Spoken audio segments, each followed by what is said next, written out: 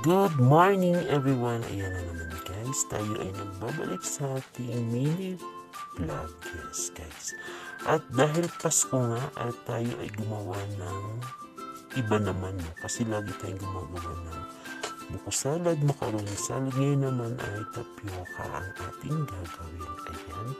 May sago na po yan at kaong. Naglagay na rin tayo dyan. Hinalo-halo na natin yan guys. At maglalagay na tayo dyan ng condense. Ayan. Ito yung lagay natin. Una ay Nestle cream po yung ating nilagay. Ayan. Mas okay po ito no, kung magtitipid tayo.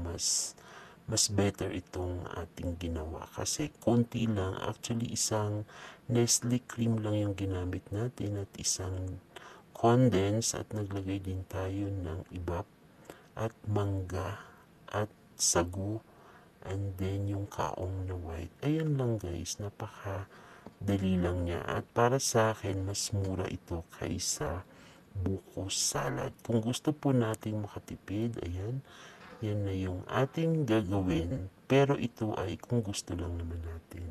Siyempre dahil Pasko naman, di ba? Why not? Pagbigyan naman natin ng ating mga sarili. Dahil deserve naman natin kumain ng masarap ngayong Pasko. Ayan, kaya kami, ayan lang muna ang aking ginawa dahil sa bagong taon ay gusto ko pa rin yung buko salad. Ha? Na iba lang, iniba ko lang siya guys kasi hindi ko pa naman to nagawa. Kaya, trinay ko ngayon gumawa. Ayan. Kaya naman, at mayroon pa po palang tira dyan, yung buto ay nilagay po namin sa blender. Hindi ko na naipakita guys dahil sobrang busy.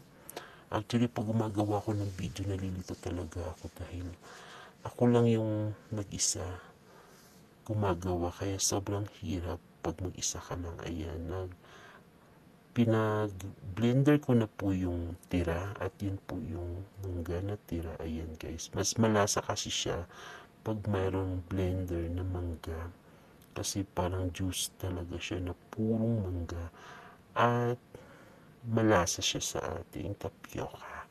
Ayan yung ating dessert for today's video dahil Christmas na mamaya or late upload kasi ito kaya ngayon ko lang nagawa. Ayan, kaya sobrang sarap niya, malinamnam at tama lang yung tamis niya.